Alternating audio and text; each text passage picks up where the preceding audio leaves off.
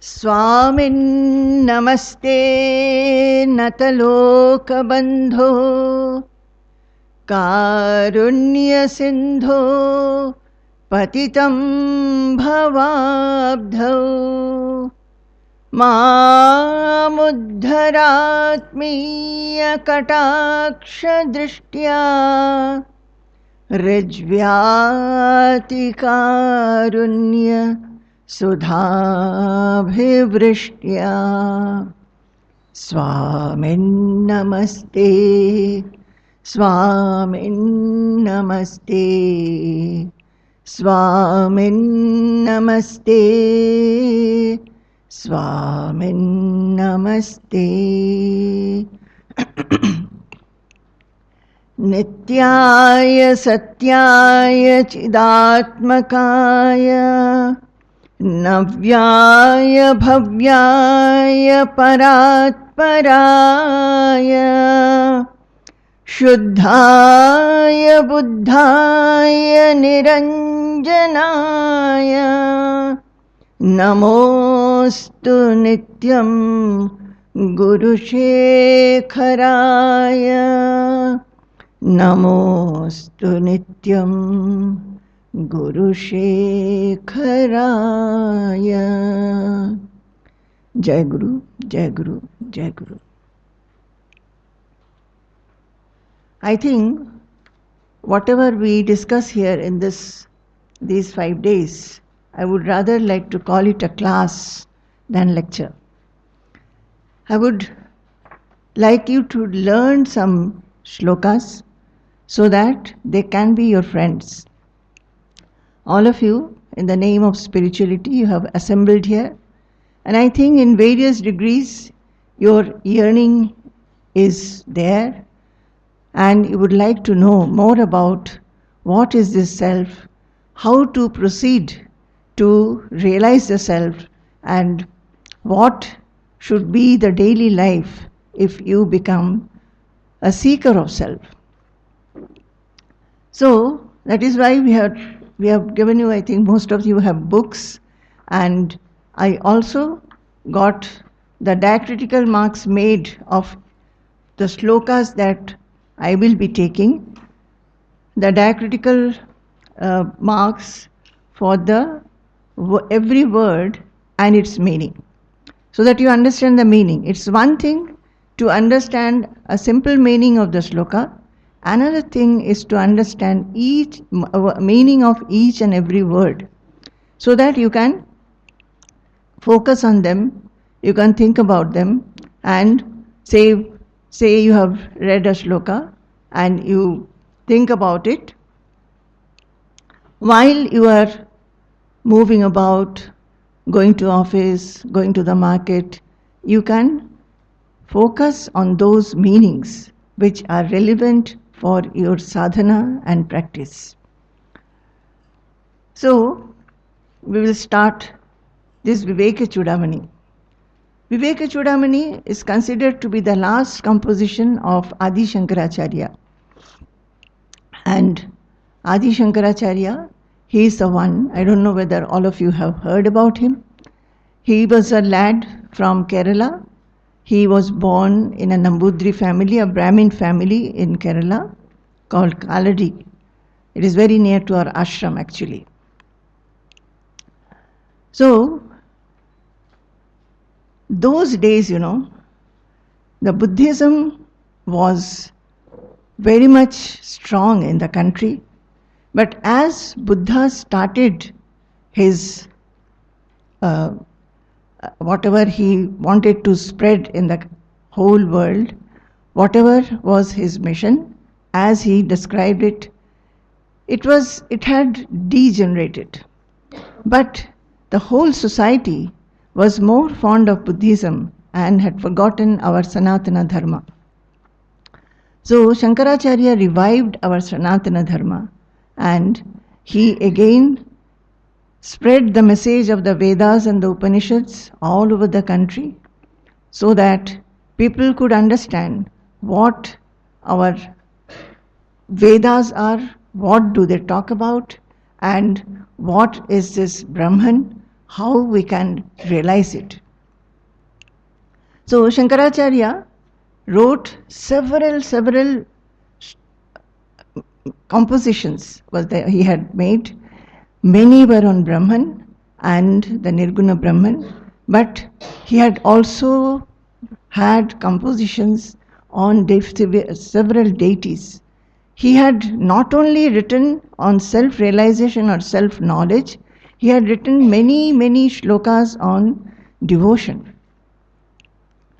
So this is called, this Vivekachudamani is the last composition of Shankaracharya, which consists of 580 verses. What is meant by Vivekachudamani? Viveka is discrimination. Chudamani means crest jewel. Crest jewel will be always on the head. It is a crest jewel for the intelligence. And intelligence itself can make discrimination. Discrimination between what? Discrimination between what is real, what is unreal, what is truth, what is untruth. So, what is permanent and what is impermanent? We, through our discrimination alone, by the help of intelligence, we can make these discriminations. And Vivekachudamani means the crest jewel of Viveka, crest jewel of discrimination, which is our intelligence. So the name has been this, but it is a composition. You know, if you go through our Shastras, you will find most of it is a conversation between a knower and a person who is seeking the truth. It is always like that. Say in Bhagavad Gita, Arjuna is asking and Krishna is replying. In Ashtavakra Samhita, Janaka is asking and Ashtavakra Rishi is replying. Like that all. Here also, it is a Shishya or a disciple who is asking and the Guru is replying. And what is this Shishya asking? He comes and asks about what is truth? Who am I? I am in this world and I find the world is miserable. What should I do? So the Guru is replying and Guru is telling him, as we go forward we will see how he teaches a disciple who is seeking the truth, how he is teaching him step by step, how, what is this self and what is this world. He says that ultimately that you are Brahman. The individual self is the universal self. And this world is unreal and Brahman alone is real. This is what is the summary. But how he takes forward this student, we will see. And maybe some parts we can take and proceed in our sadhana, if all of you are seekers. Here, I would like to say, you know, these texts, it cannot be taken in 5 days. It has to be studied, understood, contemplated upon, assimilated and lived. But still, we'll try to see what is there in the text. Can we take it? At least part of it can we take and proceed forward with an yearning to realize. So here, the first thing in all our Shastras, the writer always prostrates at the feet of the Guru. Here Shankaracharya is prostrating at the feet of his Guru, Govindapada. So the first sloka we will chant. Every day we will chant the first sloka. Those who have or those who do not have, you simply listen to me and chant. Would you like to be a class-like discussion or would you like to just a lecture? What would you like? You want to learn? Yes, I think that is good. Sarva Vedanta Siddhanta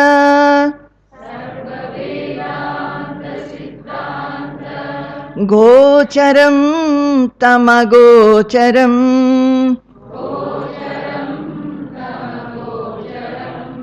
Govindam Paramanandam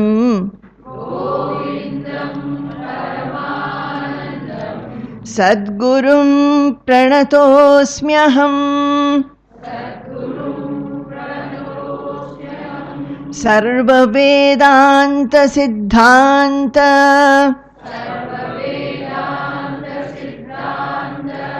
Gocharam Tamagocharam Govindam Paramanandam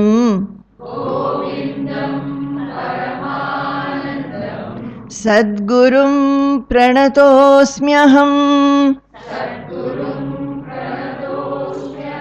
So it says, Aham Sadgurum Pranataha Asmi. That is me, I do a prostration to my Sadguru. This is what he is saying in this shloka. What kind of Sadguru? Who is a Sadguru? The supreme teacher, the master. See, we have teachers from the time we get into school and then we go for higher studies and college and university, or you become an engineer or a doctor. We have teachers. All these teachers are teaching us various subjects and we have learned them. But when we learn a subject, we learn them for what? For material benefit. To have a career, to earn money, and subsequently comfort and luxury. You may be recognized. You may rise high in your profession. You may be recognized. You may have name, fame, everything. But all these subjects, neither does it give you what the strength of mind, what you need in day-to-day life. We become nervous, we become confused, we become indecisive, we are not able to decide, we hate somebody, we become intolerant, we are impatient. So, when we face these situations in life, what are we going to do? That is how the mind should behave. What is the mind's strength? Can it face all these things? These subjects do not teach us. So the teachers are teaching us subjects, no doubt. And we may have very good teachers. We get some values and virtues from them also. But about the mind, nobody teaches us. So, here, the Sadguru is one who teaches us about the mind, about ourselves. What is our real identity? Who are we? Are we the weaklings? Are we such that we will always have these sentiments and emotions which agitate us and we feel miserable in the world? In the world, we are constantly having happiness as well as misery. More of misery than happiness. What we want, we do not get. Even if we get, we are fearful that we will lose it. So the life is coming to us like that. But these things, the Sadguru teaches us how you can face life. Life will come with adversities, huge waves it will come. How to face them. So the difference between our teachers, those who teach us the academic subjects, the difference is this.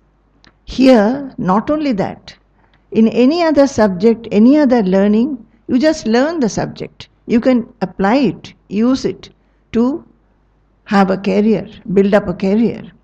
But this subject, when the Sadguru teaches you, you have to be like that. Do you understand?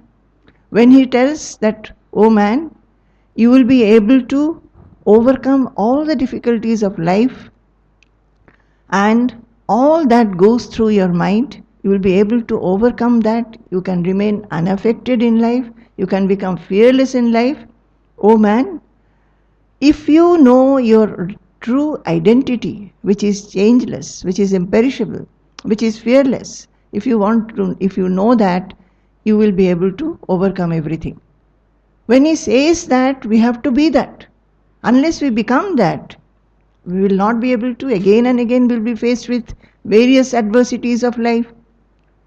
So this spiritual subject, it demands that we be what we are, what we hear, what we listen.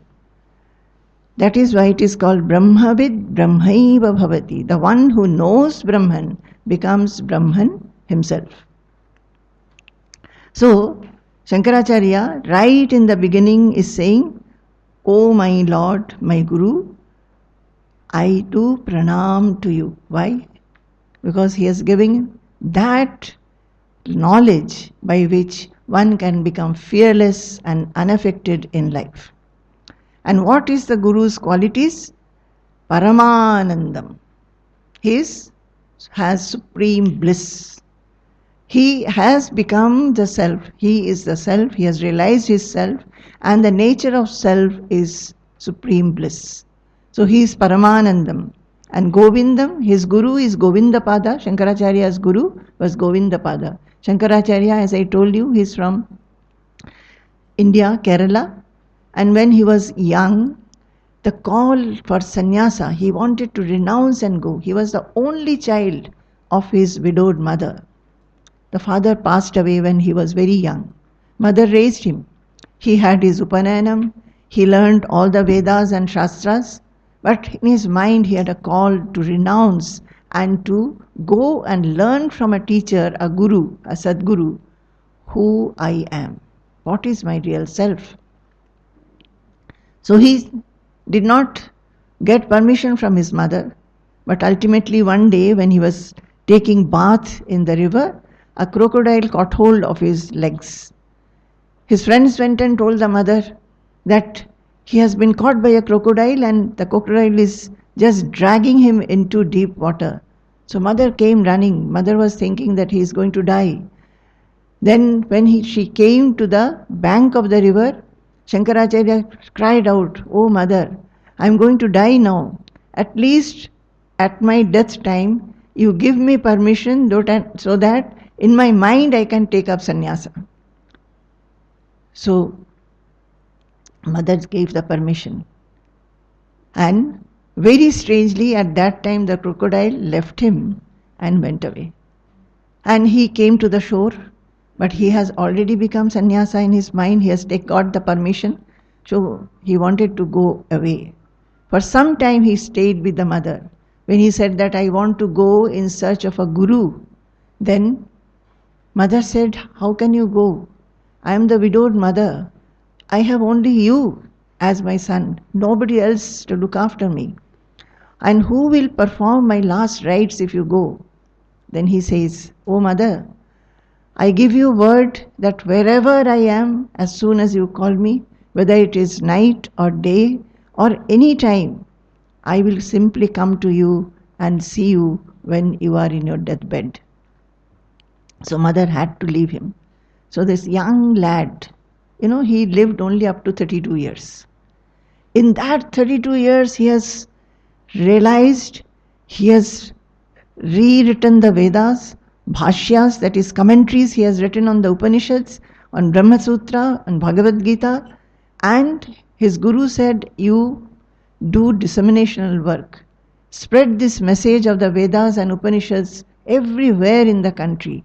So those days, no train, no aeroplane, I think boats must have been there, but mostly people were walking.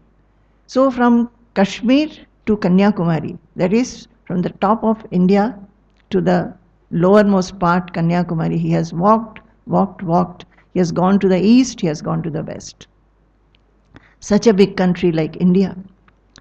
And he has spread the message. So this lad, at the age of about 12 or so, he started walking in the search of a guru, Sadguru, and he found him in the middle portion of India, which is called Madhya Pradesh. There is a river called Narmada. That Narmada is a very holy river, just like Ganga. And there are many saints, many sannyasis, many sadhus. Even now, they stay in caves and on the riverside, and they do austerities, they do lot of sadhana, lot of what to say, they call for God. They live there with lot of tapasya. They live, and many people do not come to know even. They just live on chance. Whatever is available, they get it. So when he went, by walking, one day he found a cave. In front of that, he was going through jungles, crossing rivers alone, that small boy. Sometimes he fainted. So one day he found some caves where nobody could be seen, but some orange clothes were drying outside and barks were there. So he thought that uh, definitely some knower or some ascetic must be staying here. So he sat there and started singing hymns in the praise of Guru. Like maybe Guru Stotras he was singing. Now, Govindapada, an ascetic, a self-knower, he was there, and he and his disciples used to stay there. When he was in meditation, suddenly, slowly he woke up, and hearing the voice of Shankara, he did not see Shankara by then, he just heard the voice. He came out and saw this little lad. He took him inside and said, "My boy, who are you?" Immediately Shankaracharya composed 10 shlokas saying who one is, what is one's real identity. He sang that. So Govindapada said, "Why have you come?" "I want a Sadguru who will, now I know all these Shastras, but I want to be convinced and confirm my knowledge. So I have come to you so that you will give me that realization which I am looking for." So he stayed with the Guru, learned, meditated, and one day he was realized.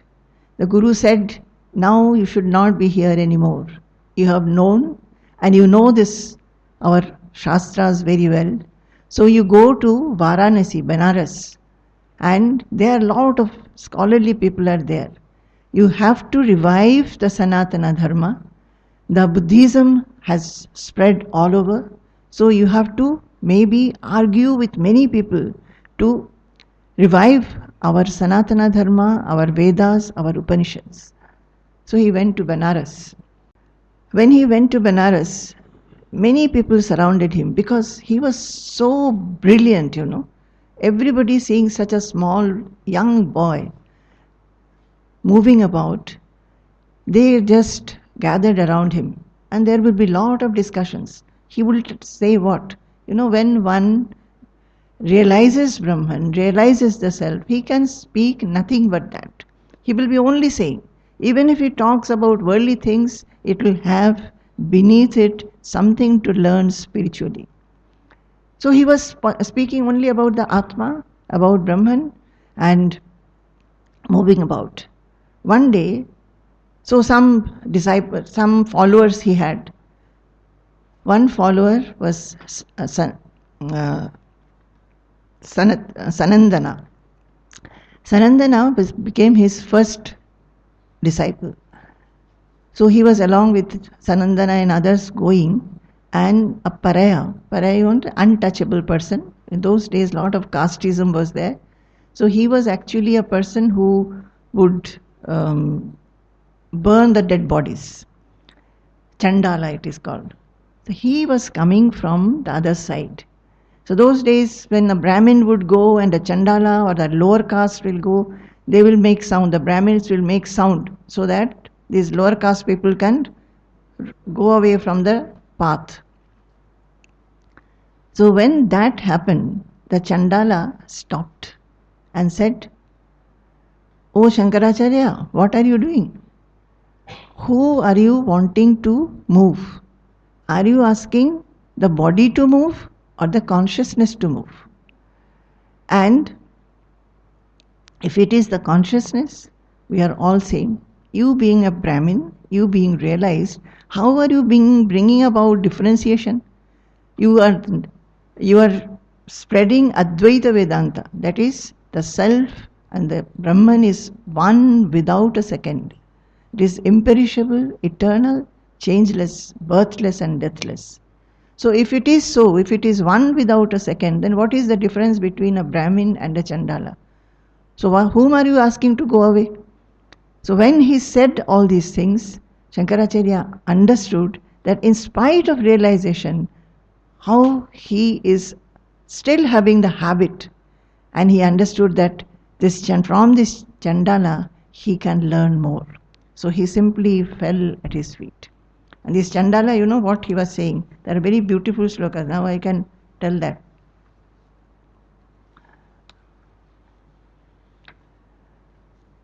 How he explained to him. Chandala said, Kingam Vambuni Bimbitembaramano Chandalavati Payaha Pure Vantaramasmi Kanchana Ghati Mritkyum Bhayorvambare Pratyagvastuni Nistaranga Sahajanandavabodham Budhau Viproyam Shapachoyam Mahan Koyam Vibheda Brahmaha. He said, is there any difference in the reflection of sun in Ganges water, whether the pitcher belongs to a Chandala or to a Brahmin? Ganga water is there in a pitcher. Whether it is belonging to a Chandala or a Brahmin, sun will be reflecting in the same manner. Sun will not think that this is a Brahmin or this is a Chandala. Also, the sky in a pitcher, if suppose there are two pitchers, one is made of gold, another made of earth. The sky inside, is there any difference? Because it is a gold pitcher, the sky becomes gold, and because it is an earthen pitcher, the sky becomes earthen. It doesn't happen. Sky also remains the same. So why are you making this difference? That you are a Brahmin and I am a Chandala. So Shankaracharya fell at his feet and said that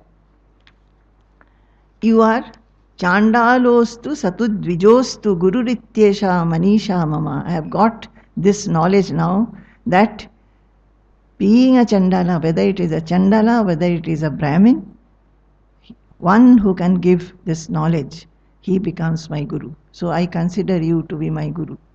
So like this, he was going on.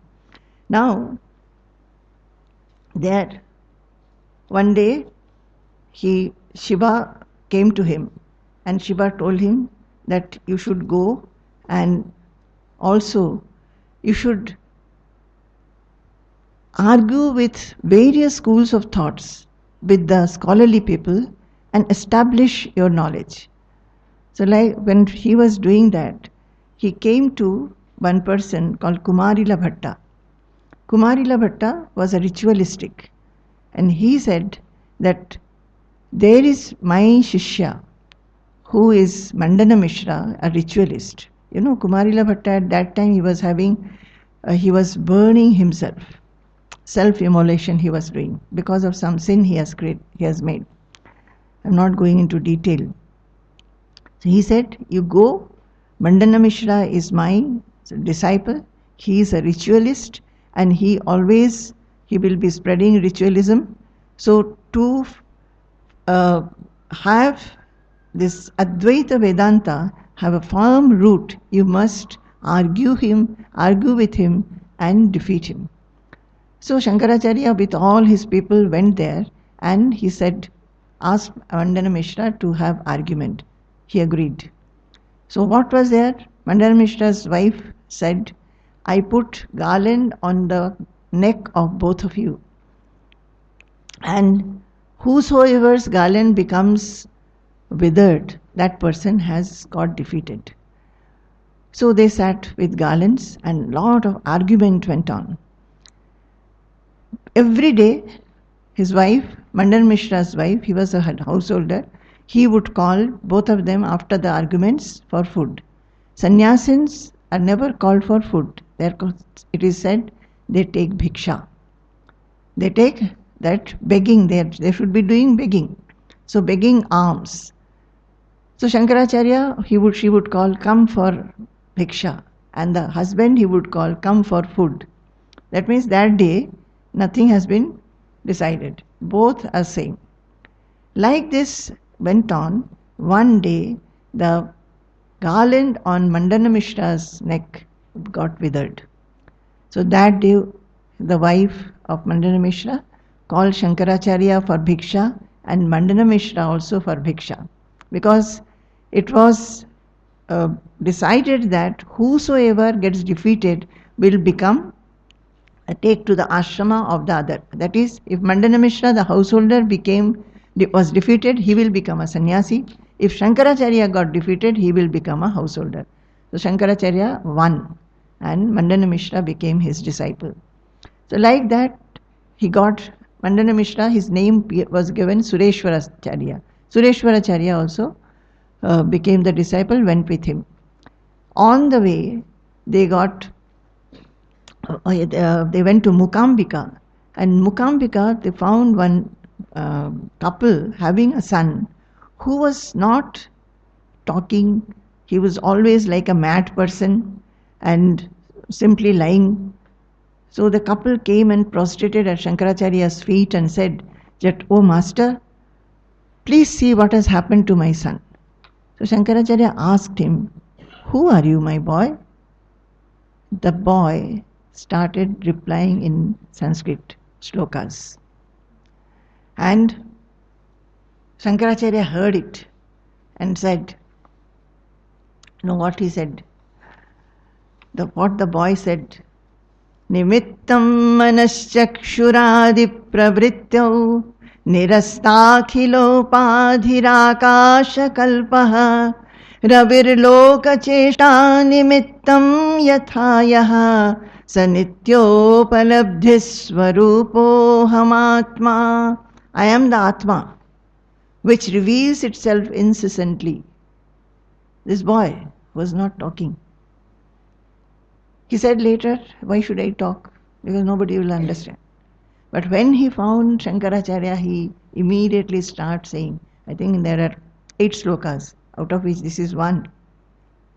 I am the Atma which reveals itself incessantly, which is the cause for the activities of the mind, eye, and everything, that is our senses, but which is devoid of all limiting adjuncts, hence pure like the sky. The Atma is pure like the sky. And this is how he sang, that I am that Atma, I am that Atma, I am that Atma. So Shankaracharya told the parents, he cannot stay with you, give him to me, and named him Hastamalaka. See, first I said, first Shishya was Sanandana, then Mandana Mishra became Sureshwaracharya, then he got this one, Hastamalaka, and all of them, along with other devotees, they were going everywhere, defeating people, talking to people, spreading the message, and ultimately they reached Sringeri. There he established a deity, Sharada, and built a temple. There one boy came. His name, a name I am forgetting, but this boy, he was very, very devoted to him. He just clung to him and started serving him. One day, the classes were going on and Shankaracharya was waiting for the boy to come. Others said that he doesn't know anything. He is only interested in washing your clothes and cooking for you and sweeping your room. He does only that. He doesn't understand anything. Shankaracharya thought, oh, these people are becoming proud, so they should understand. So he called him, please come quickly. So the boy came, and Shankaracharya, just by the looks, gave him knowledge. And this boy came singing, his name later on was given Totakacharya. So he started singing this very beautiful some shlokas, Ashtaka. Vidita khila shastra shudha jaladhe mahitopanishad कथितार्थनिधे हृदये कलये विमलं चरणं भवशङ्करदेशिक मे शरणं विदिताखिलशास्त्रसुधा जलधे. O teacher, you are the milk ocean of Shastras, the scriptures, and you are the expounder of all the topics which are there in the Upanishads. And at your sinless feet I do pranam. This is what a disciple should do. You know, humbly, with humility, disciples should fall at the feet of the Guru. First quality that a disciple should have, humility, a seeker should have. So he said, you are my refuge, you are my refuge. Viditanamaya vishadaika kala nyacha kinchana kanchanamasti guru drutameva vidhehi kripam sahajam bhavashankaradeshika me sharanam. Viditanamaya vishadaika kala. He's singing 8 verses he sang. In that last one he says, I do not know anything, my dear, my Lord. I have no knowledge. Nacha kinchana kanchanam asti guru. I have nothing to offer to your feet. I do not have any wealth also. But still I pray, Drutameva vidhehi kripam sahajam. But still be graceful enough to give me your blessings and grace. You are my sole refuge. This should be from the heart of a seeker. Sole refuge. See, you know, when you hear something, when you read something, you have to compare with yourself. We have to do that. When we say that here, Totakacharya has written this Totakashtakam, he has sang. And he says at every verse, you are my sole refuge. Are we making sole refuge our Guru? Are we making?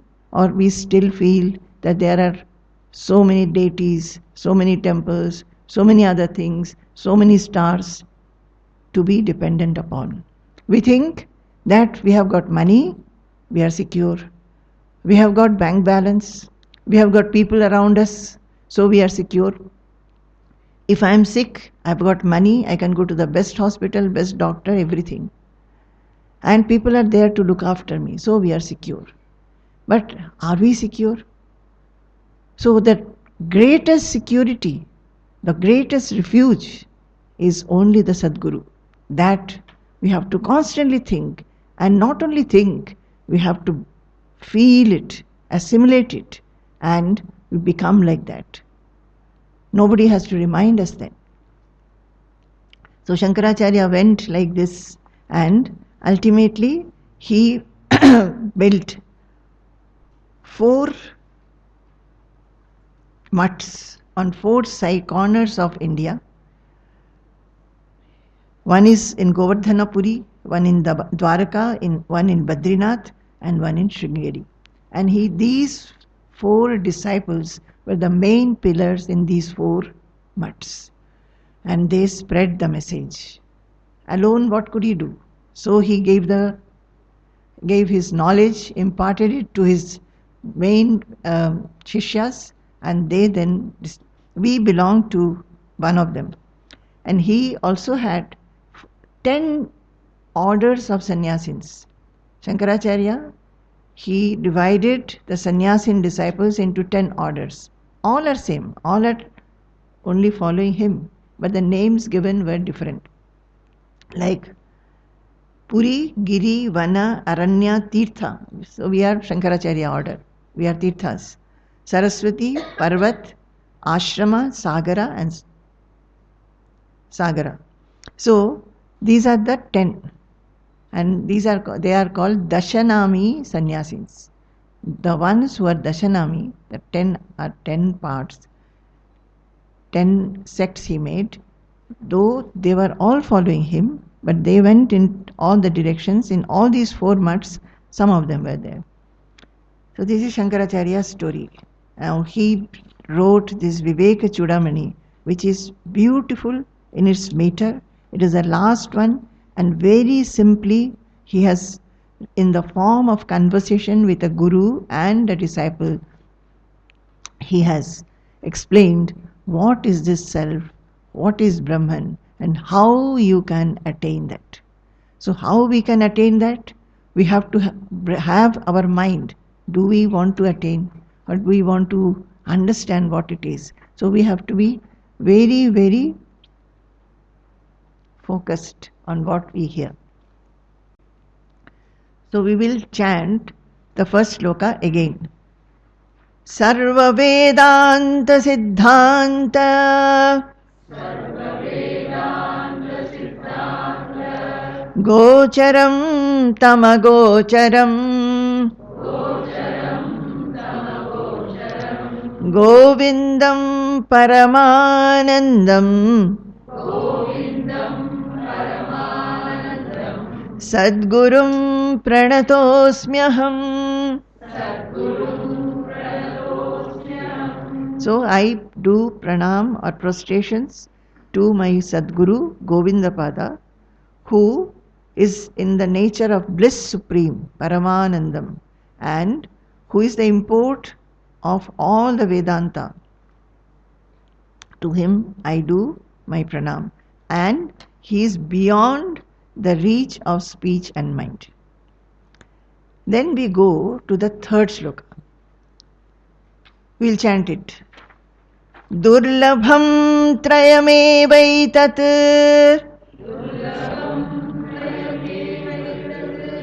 Devanugraha hetukam Manushyatvam mumukshutvam Mahapurusha samshayah Durlabham trayamevaitat Devanugraha hetukam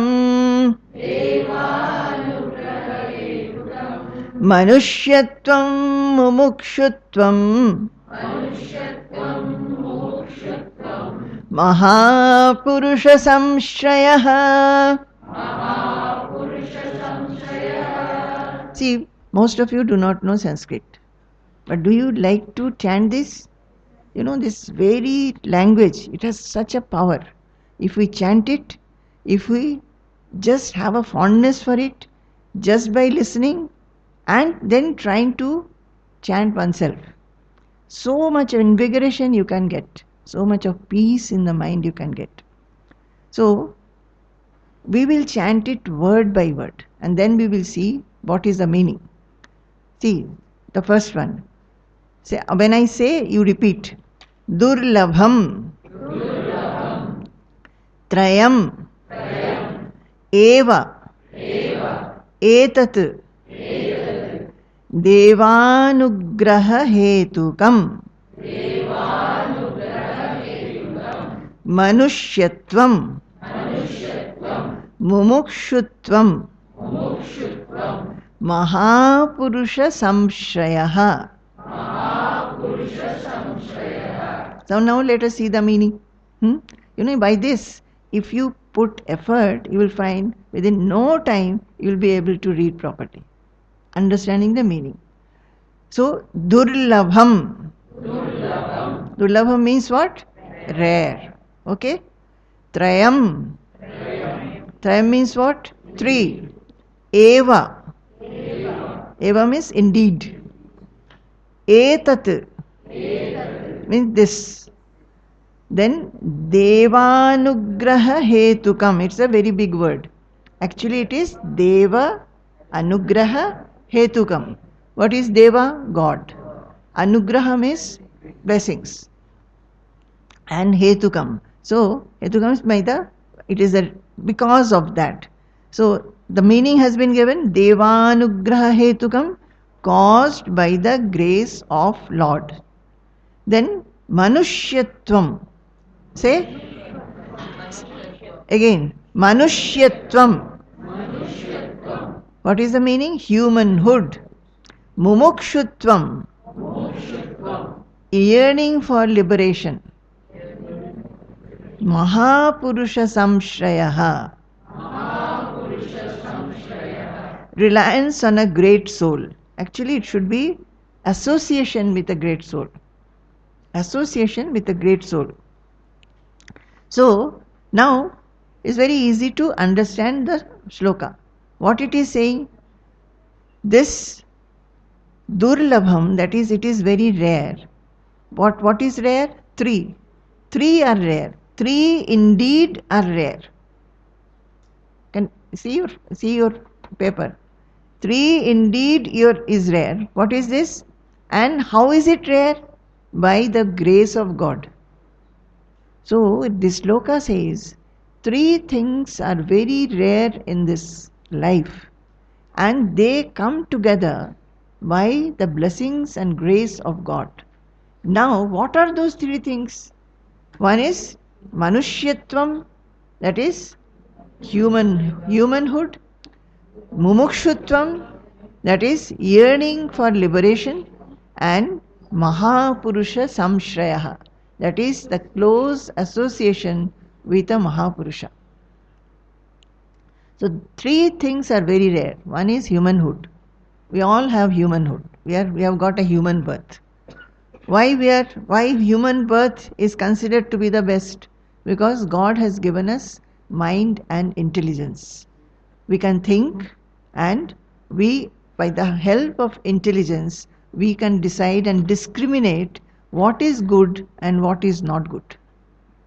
What is real, what is unreal, what is truth, what is not truth. So what is our auspicious goal? We can decide and compare what is auspiciously good for us and what is not.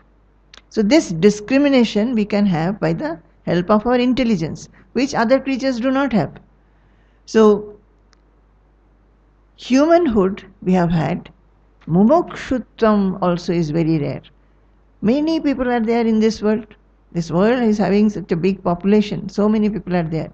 Out of that, only some have mumuksha. What is mumuksha? Mumuksha means liberation. Muktim ichha. Mumuksha. Liberation means, do not think that the liberation what you get after your body falls. It is the liberation from whatever binds your mind, whatever makes your mind constricted. Whatever. Whichever thought constricts you, whichever actions constrict you, whatever your nature is, by the traits of your mind you get constricted. Like, say you are very irritable person. So you are always getting irritated. Always there is a grumbling in the mind, finding fault with people. These are the traits of mind. And by that, who suffers? Oneself. We hurt others by these traits and we suffer ourselves. Others will get hurt. When you talk rudely to somebody, you got irritated, you rudely talked. That person got hurt. And what happened to you? Later you think that, I could have talked in a different manner. I should not have been so rude. I have hurt that person. So suffering becomes ours. Similarly, many traits are there by which we suffer. Our mind suffers. So, liberation from all of that. Why the mind is agitated? Because we have all these traits. And all these traits like impatience, intolerance, hatred, dislike, not loving others, finding fault, criticism, laziness, procrastination, all the wrong traits of the mind make us agitated. Because if you go behind the reason for all these traits is desire. Desire and expectation. We are not able to remove these traits by our own effort. To some extent we become better, but it remains and remains and remains. We do not know how to get rid of them. When I first came in touch with Baba, Swamiji's Gurudev, first I met Baba. After that I met Swamiji. So I had written a letter to him in which I wrote, by some of the traits of my mind, I was very young at that time, 23 years old. So I used to find that I would like to get up very early in the morning, or I would help my mother in household work, or I would be very sweet to people. But most of the days I will fall from all that. I'll find that I am different. I used to make a picture of myself very good, but I would not be able to very good. So I wrote to Baba. At that age, no self-realization thought was there in me. I did not even know. Maximum, I was devoted to God. So I wrote to Baba that because of these things, my mind becomes very sad at times. I feel very bad, but I'm not able to get over these things. So is it possible to get over these traits of the mind? Two things I had written. Is there anything permanent in this world? Because I find every joy is impermanent. At that young age, I don't know, just by grace of God only, it must have come to me. And I found that every joy is impermanent. So two questions I had written to him. One is there anything permanent in life? And how to overcome these traits of mind which make me suffer? So liberation is that. Once we start removing these traits, we become pure and pure and purer in mind. And when the mind becomes pure, the mind becomes quiet and tranquil. Only because of these traits, we remain agitated and we are not peaceful and happy. So we start first understanding that we have to get liberated from these constricted traits of ours. Ultimately, when we go forward, we find that we have to understand the real identity of ourselves. That we are not this body, mind or intelligence, we are the self, and the individual self is the universal self. That is a spiritual thing. But we first start like this. So mumuksha one must have. Also, many people, in the midst of so many people start thinking, what is this life? Why it is so impermanent? Who is God? What is my relationship with God? What is this world? And who am I here? So like this, when thoughts come, the yearning to know it, one will be doing everything in life, but this thought will remain in the mind that I must know. What is this? I'm not getting fulfilled. In spite of having everything in my life, money, people, education, name, fame, recognition, house, everything I have, still I have a vacuum in my life. Still I find the mind is empty, as if something else I want. I find that what I want, I get it. After some time that becomes old, and then again some desire rises in the mind. We'll find that some new car has come, so we have to buy that. That becomes old within no time, then you start thinking how I can buy the latest model. That is for all gadgets. This is what we do. So the mind is not satisfied. So very few people start thinking, will the mind always behave like this? Or is there a state where the mind can become absolutely peaceful?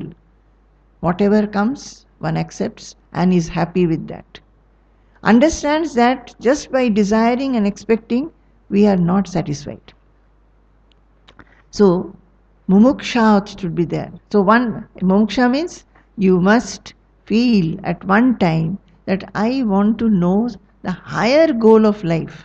What is this higher goal? Is life to be led like this, that we just get born, we live the life, we earn money, stay comfortably, and then we die when we get old? Is that the goal? is that the goal, or is there a higher purpose in life? So, okay, humanhood and mumuksha. Suppose both have had. They're the third thing which is rare, which when it comes together with these two, then one starts seeking. What is that? Mahapurusha samshraya. That is the close association with a realized soul and being under the loving care and guidance of him. That is, you consider him to be your sole refuge. You will understand that yes, the parents are the best well-wishers, and the brothers, sisters also may be wishing well for you. but He is the supreme well-wisher. He knows what is best for you because He is not biased.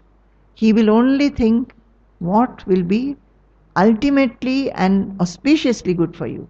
He will only tell that. That is, He will take you to that stage where you will become fearless. Fearless, which parents cannot give, which relatives cannot give, which brothers and sisters cannot give, teachers cannot give, friends cannot give. But the Sadguru alone can give fearlessness. And I think all of us want that.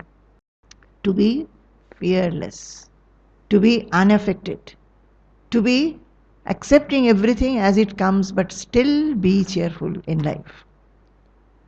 Be brilliant, be free, ever brilliant. So this shloka, this is very important. This one shloka should become your companion. When you get up in the morning, you first think, all these people that we have assembled today, we all have all the three. Otherwise, why have you come? So feel blessed. Humanhood you have got. Some kind of moksha you must be having in degrees. And you have got the association of a saintly sage like Swamiji, self-realized. And you should know that anybody, the realized souls, the sannyasis, they embrace everybody when they see them. You may not come to him again. Maybe you have come for the first time and may not come again the next time. But you have been embraced in their heart. They will always have a feeling of well-wishing for all of you. Without reason, without expecting anything, he will have feeling that let these people be happy, peaceful, confident in their life. So we'll chant this again. Durlabham trayamevaitat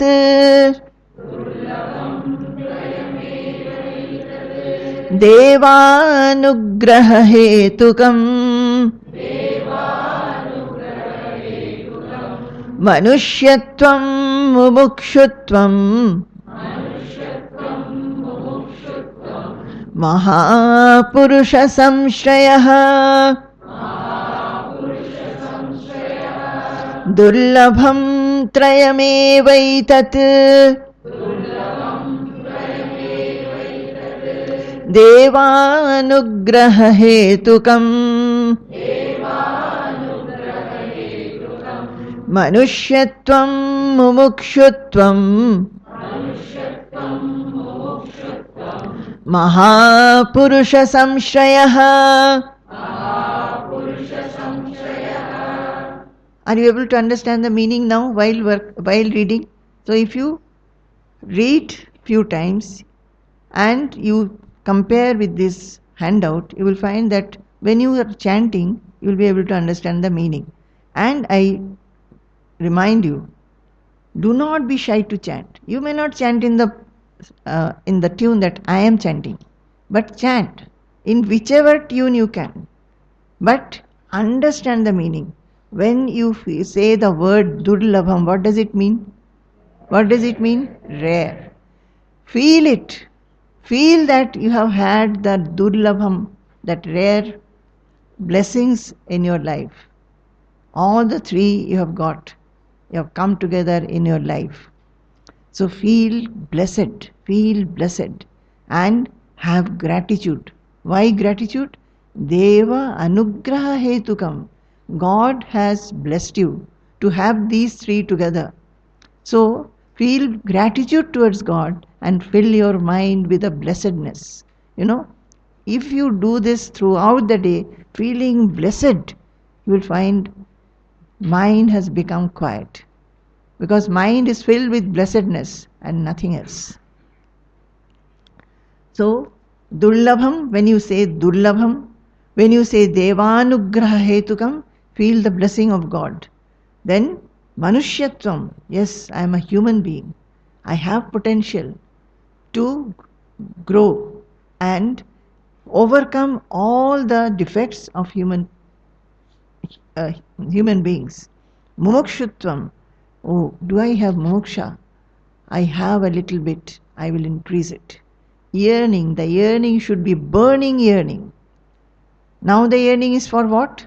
Worldly things. Once when one understands that there is something, there is a state, reaching where one can become absolutely happy and blissful and fearless, then one should look for it. But we do not do. Alas, we do not do. We are hearing, hearing, hearing. It becomes, like Swamiji says, professional listeners. One is very happy to hear. Happy to hear. But after that, what has to be done, one doesn't do. So, hearing, hearing, hearing, I have been spending my days. Has my mumuksha increased? Has it increased from the time that I started listening or started reading?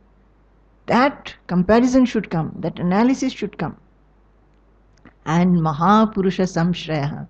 I think everybody, at least I can tell of myself, if I think that how blessed I have been to be at the feet of my master. I don't know from where. My parents did not bring me to my master. It happened so that I came to the master. And when I think, even now, my eyes get filled with tears. Tears of blessedness. All of you have come in some way or other. Feel that blessedness. Those things are to be contemplated upon. Not other things. Not what I will go and buy, what gathering I will go to, where I will go for some party, meet my friends and gossip. Not these. What best you have got in the life. Supreme. Many things we have got. Without asking, God has given us this life. Given us, at least in this assembly, everybody has shelter. Everybody has clothes, more than necessary. Food. And many things good has happened. We are not grateful to God for this. But what He has not given, we will be constantly asking that. And we will constantly remember that. That supreme thing that you have got, Manushyatvam, Mumukshutvam, and Mahapurusha Samshraya, feel about it, think about it. Let tears wet your eyes. Nothing like that. Then, next one. Labdhva kathanchin narajanma durlabham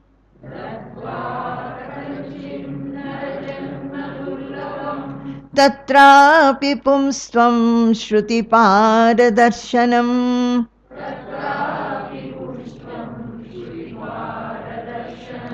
yastvatma muktau nayateta mudhadhihi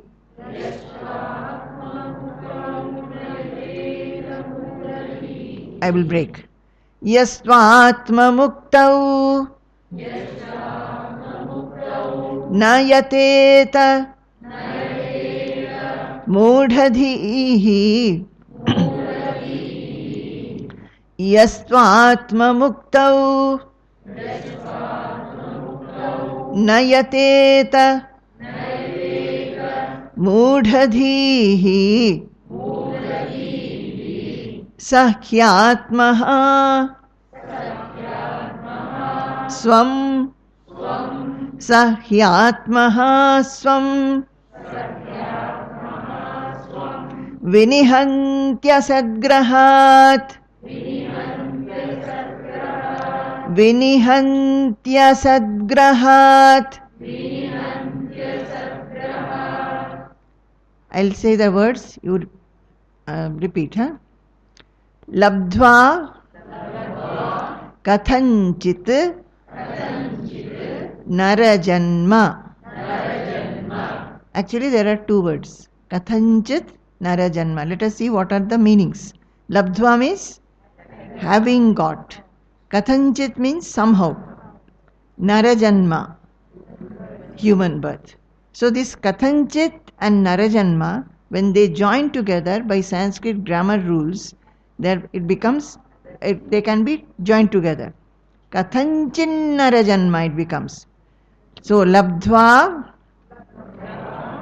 kathanchin narajanma durlabham.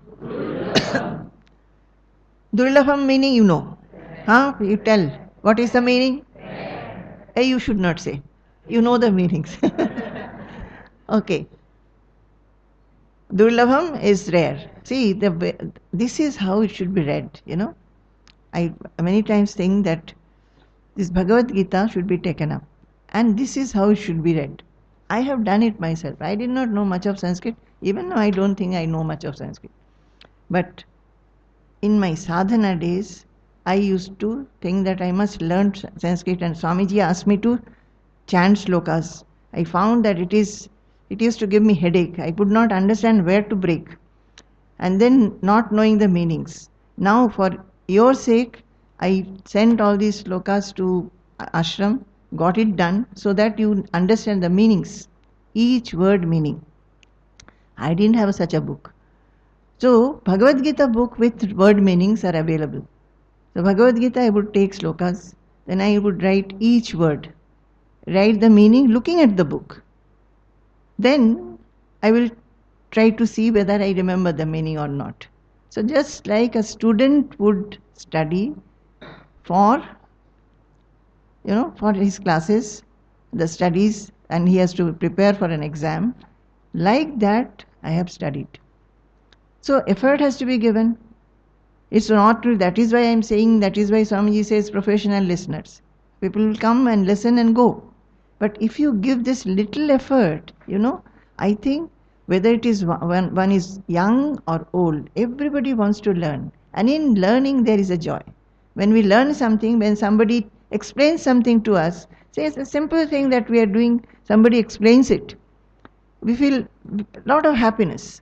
So even at this stage, in whichever stage you are, if you give, say, half an hour of your time every day to learn like this, maybe one shloka, maybe half shloka, you will find there is lot of joy. And slowly you will find you will become faster. And then your mind will be in this. And what will happen? Unnecessary petty matters will not come to the mind. You will find the mind has become very calm and quiet. This is how it should be done. We do not know what to do, but we want to become quiet, we want to become restful in our mind. So, then, tatrapi, there are two words, tatra,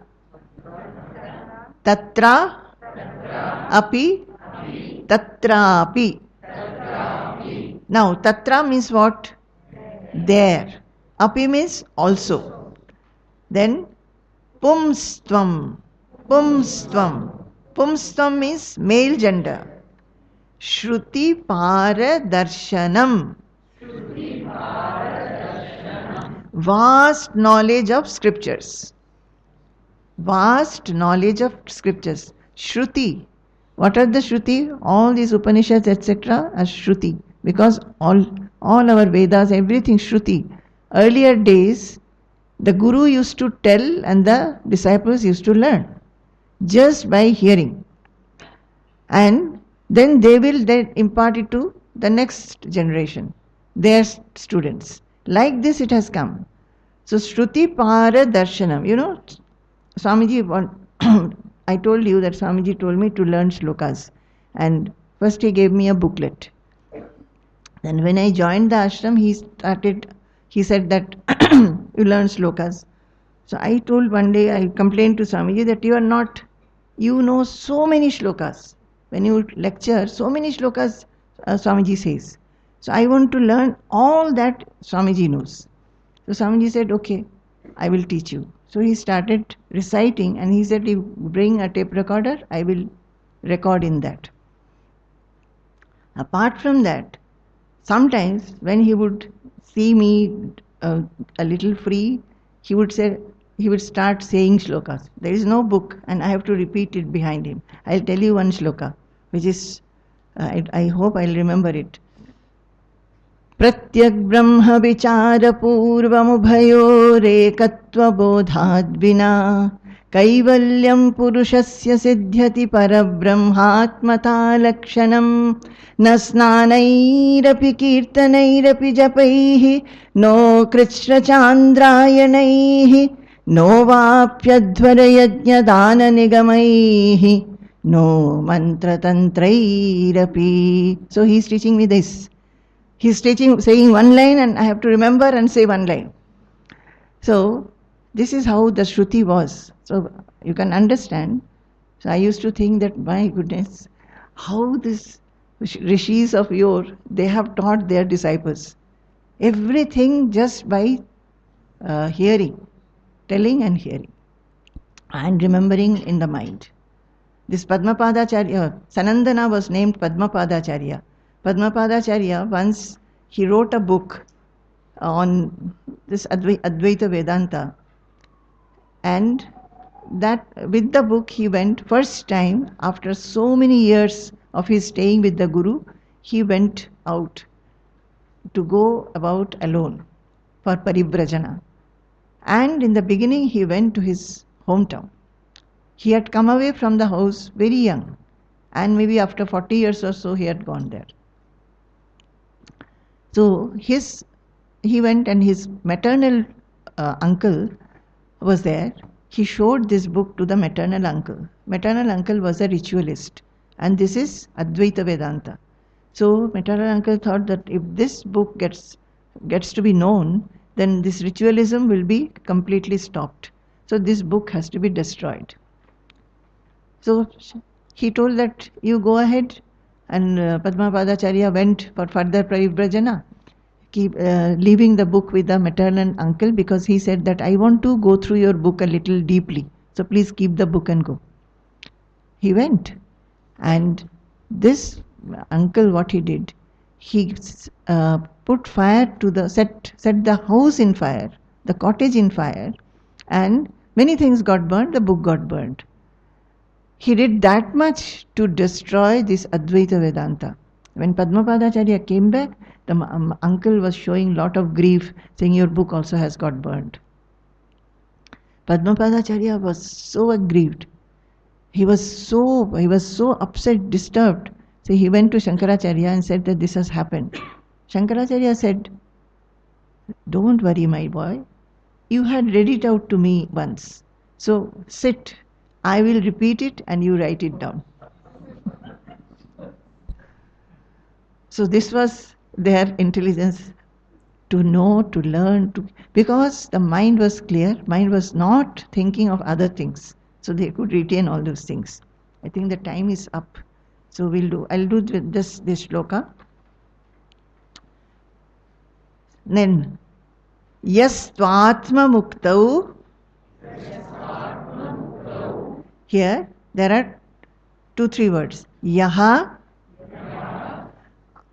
tu Atma Muktau. Yaha tu Atma Muktau. Yastvatma Muktau. Na Yateta Mudhadhihi Saha Hyatmaha.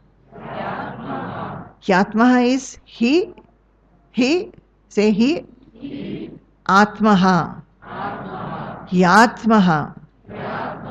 Swam Vinihanti Asadgrahat.